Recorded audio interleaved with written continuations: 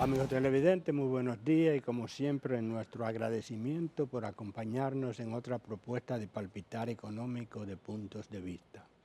Hoy nos acompaña el economista Iván Rodríguez, una figura altamente conocida de los economistas de la UA de la época de los años 70, por allá, y una persona vinculada a la política, si se quiere ver desde esa función, pero yo lo he invitado como especialista en temas tributarios, que ha sido una de sus áreas de desempeño público. Iván, el Fondo Monetario Internacional se acaba de marchar y dejar no es como un informe que ellos hacen sobre la visita. No es el informe definitivo porque ese tiene que aprobarlo el directorio, pero la misión hace como una especie de sugerencia colectiva. Y entre uno de los aspectos que ellos señalan, según la publicación que se hizo, es que es inminente que se produzca en el país una reforma fiscal. Hablan de una serie de factores y de situaciones que incluso prevén como una interpretación mía, casi insostenibilidad de algunos aspectos como la deuda. ¿Cuál es tu Sí, visión? el Fondo Monetario generalmente deja una ayuda a memoria de revisión del famoso artículo 4, que esencialmente lo que mide es los procesos de avance de las economías o de retroceso, esencialmente enfocado a ver cómo están comportándose las variables macroeconómicas y dentro de las variables macroeconómicas específicamente los resultados tanto del sector fiscal como del sector monetario y del sector externo. Y ciertamente en los informes que hace el fondo dentro de las perspectivas del artículo 4, lo que ha venido haciendo, yo diría que en los últimos 14 años, Ujú. si Coincido tú lo contigo. buscas, han sido reiterativos en dos elementos, el tema fiscal y el tema eléctrico. Desde el 2010, más o menos, a la fecha, esos informes han sido enfáticos en el tema eléctrico y en el tema fiscal. Y ciertamente, la Estrategia Nacional de Desarrollo, que es una ley aprobada en el año 2012, fue muy taxativa en su artículo 36 cuando estableció que la República Dominicana para el año 2015 debía tener un pacto fiscal ya en operación, en ejecución, con resultados tangibles hacia el 2019 en términos de recaudaciones como porcentaje del Producto Interno Bruto, La famosa en presión la tributaria. famosa presión fiscal en un 19%. La reforma fiscal, en consecuencia, ha sido un tema de agenda en el Ejecutivo y en el Legislativo desde hace 14 años. Tenemos un rezago, vamos a decir, de una verdadera reforma fiscal, porque en el país se han hecho parches fiscales o parches tributarios. Desde el año 1992, cuando se aprobó el Código Tributario, que es, vamos a decir, la reforma tributaria más amplia que se ha hecho en el país históricamente, se han producido alrededor de 12 o 13 intentos de reforma que han terminado siendo lo que inteligentemente la población llana llama parches fiscales. Solamente entre el periodo 2001 y el periodo 2012 se realizaron unos 9 parches tributarios. El último se hizo 9 remiendos. en noviembre del 2012, que generó la ley, creo que 253-12 de reforma tributaria. ¿Cuál es el problema de la República Dominicana? El problema de la República Dominicana desde el punto de vista de la finanza pública es muy sencillo. Tenemos una estructura de gasto público como porcentaje del Producto Interno Bruto que ronda en promedio en la actualidad un 19%, contra, por el lado de los ingresos, una presión fiscal que no es más que las recaudaciones tributarias dividido entre el Producto Interno Bruto, que oscila entre 14 y 14.5%. Esa diferencia es lo que genera lo que los economistas llamamos déficit fiscal, que en la República Dominicana ese déficit fiscal se ha convertido ya en un déficit fiscal estructural porque ha estado presente en el equilibrio, en el desequilibrio presupuestario desde el año 2008. Es decir, que nuestro déficit fiscal ya lleva unos 16 años. El ejercicio presupuestario ha sido deficitario desde esa época de manera ininterrumpida. Aún en los periodos en que se han hecho esos parches tributarios, los parches no han generado el impacto tributario con que han sido diseñados. De hecho, la última reforma tributaria que se hizo, que después de la del 1992, yo diría que es la reforma o el intento de reforma tributaria más completa que se hizo, que fue la ley 253-12, el impacto tributario que tuvo al año de puesta en marcha fue de apenas un 0.7% del PIB de ese año.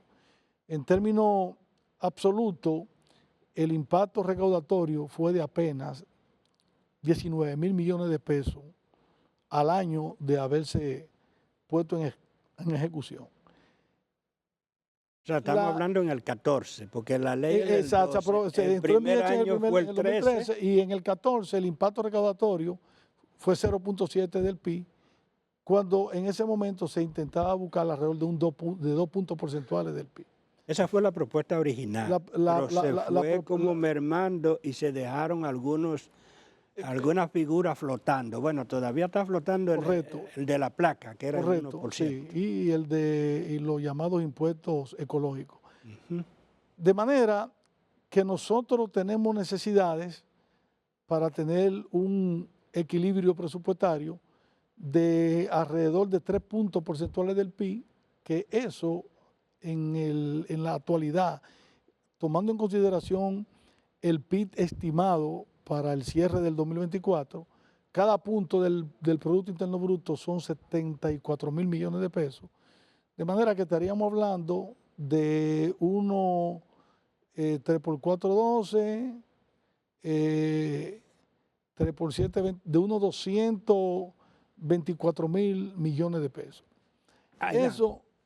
Eso me gustaría cómo llegar a esa cifra y mediante qué instrumento. Vamos a hacerlo en el próximo segmento. Volvemos en unos instantes.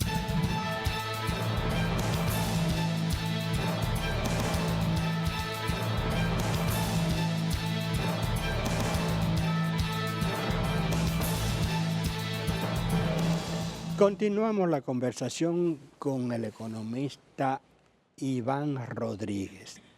Tú estabas, cuando hicimos la pausa, haciendo unos cálculos y proyecciones de cómo podría lograr borrarse esa diferencia que hay, que es la que crea el ya muy conocido déficit fiscal. O sea, que hablamos de una presión de 14.5, pero tenemos un gasto de 19 por ahí. Entonces, la necesidad de la reforma, pero ¿en base a qué figura podría lograrse o qué combinación de reducción de gasto y aumento de ingresos? La reforma fiscal es un concepto más amplio que la reforma tributaria. Cuando hablamos de reforma fiscal, estamos incluyendo el gasto público Los dos elementos. y los ingresos que se generan por concepto de impuestos, fundamentalmente. Entonces, habría que plantearse, por el lado de los ingresos, hacer más eficiente la capacidad recaudatoria de la administración tributaria y por el lado de los gastos, racionalizar y priorizar lo que son efectivamente lo más importante. La administración tributaria de la República Dominicana, el sistema tributario de la República Dominicana, presenta figuras impositivas que no resisten un aumento en su alícuota. Me refiero fundamentalmente a las dos figuras tributarias de mayor peso recaudatorio, que son el impuesto sobre la renta y el ITEVI. Ambas figuras tributarias tienen de las tasas más altas que hay en la región. 27% el impuesto sobre la renta y el 18% el ITEVI. Por ahí no hay forma de tú obtener más ingresos. Si tú aumentas las tasas de esta figura tributaria, tú generarías lo que es el otro gran problema del sistema tributario dominicano, que es el incumplimiento tributario. Que tenemos la evasión. La evasión. Tenemos una evasión de alrededor de un 60%, estimada de alrededor de un 60% en el impuesto sobre la renta y de un 43% en el ITEVI. Estamos hablando de que la brecha dejada de pagar ronda los 500.000 millones de pesos. Yo he estado planteando que a la luz de la experiencia que están obteniendo los países de la OCDE, fundamentalmente España, para quedarme en un país específico, la inteligencia artificial está siendo utilizada como una herramienta que está permitiendo atacar la defraudación tributaria y reducir de una manera significativa la evasión de ambas figuras impositivas. Y los españoles están obteniendo buenos resultados porque han establecido el concepto algorítmico dentro de las figuras tributarias y se hacen Big Data con todo ese universo de contribuyentes. Fundamentalmente la Big Data y los algoritmos permiten identificar quienes históricamente han sido evasores y por ahí podría la administración tributaria dominicana tener buenos resultados. Y el otro tema, por el lado de los gastos, tenemos dos tipos de gastos. Tenemos las exenciones, que son los ingresos que el Estado deja de percibir por vía de incentivo. Tenemos alrededor de 32 leyes que favorecen a sectores productivos. El gobierno necesariamente tendrá que, mediante estudio de costos-beneficios que existen, ver cuáles de esos incentivos tributarios, estamos hablando de 341.000 millones de pesos, que son estimados para el año 2024 en forma de exenciones tributarias, cuáles de esos incentivos el gobierno podría eliminar de una vez y eso le generaría al Estado una gran cantidad de recursos. La otra situación es el tema eléctrico, o sea, el gobierno está subsidiando un sector ya por muchas décadas que en la actualidad ya es insostenible, un subsidio de alrededor de 1.500 millones de dólares y eso tiende a subir. Esa situación, conjuntamente con algunas partidas de la estructura del gasto corriente, sacando los intereses, que es un compromiso que el gobierno tiene que honrar todos los años, dentro de los gastos corrientes hay partidas que el gobierno podría indudablemente que racionalizar e identificar donde podría haber hipertrofia administrativa desde el punto de vista de instituciones que podrían estar haciendo la misma cosa y eliminarla. Una dualidad. Y partidas fundamentales de los llamados gastos de consumo, el gobierno podría también erradicarlo, y eso podría generarle por vía de ahorro ingresos al gobierno, porque de lo contrario, ya la trayectoria del endeudamiento público en el mediano plazo se podría hacer insostenible. Nosotros no hemos llegado a un nivel de insostenibilidad y prueba de ello es que las calificadoras de riesgo todavía no están dando buena puntuación, lo cual se manifiesta en la capacidad que tiene el país de colocar en los mercados financieros internacionales bonos. Pero eso puede llegar a un nivel en que el nivel de crecimiento del endeudamiento público comience a poner en peligro nuestro prestigio de cumplidores con los acreedores, y entonces sí podríamos comenzar a trillar el camino de insostenibilidad fiscal. Por eso la reforma tributaria y la reforma del gasto público son dos tareas que el gobierno tiene que acometer una vez se inaugura el nuevo periodo presidencial. Lo tiene que acometer de una vez, y esta vez lo tiene que hacer sin pacto. El gobierno tiene que llevar su agenda legislativa al Congreso el 16 de agosto en la parte que se refiere a la reforma fiscal, abrir la discusión en las comisiones bicamerales que se creen, que se oigan ahí a los sectores que tengan que opinar, y finalmente aprobar una reforma que le genere.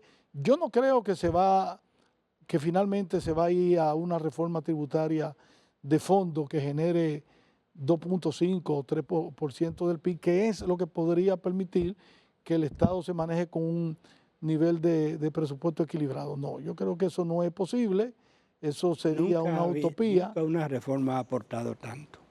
No, pero el gobierno podría, reduciendo gastos, racionalizando gastos tributarios y haciendo la administración tributaria más eficiente. Es más, sin necesidad de hacer reformas por la vía de la figura impositiva, solamente fortaleciendo la administración tributaria con inteligencia artificial, como lo están haciendo esos países, lo está haciendo en América Latina, Brasil, Colombia, México, Chile.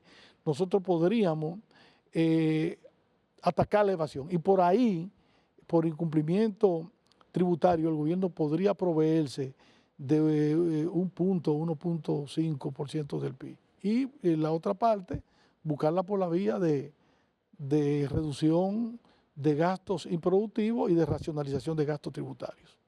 Iván, gracias. Gracias a ti. Y espero que ese aislamiento que tú tenías no vuelva a retomarlo, porque necesitamos, por lo menos, el país necesita opiniones expertas y que ayuden a entender y a solucionar el tema.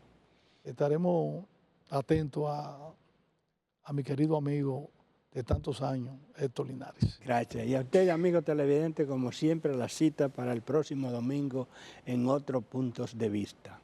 Hasta entonces.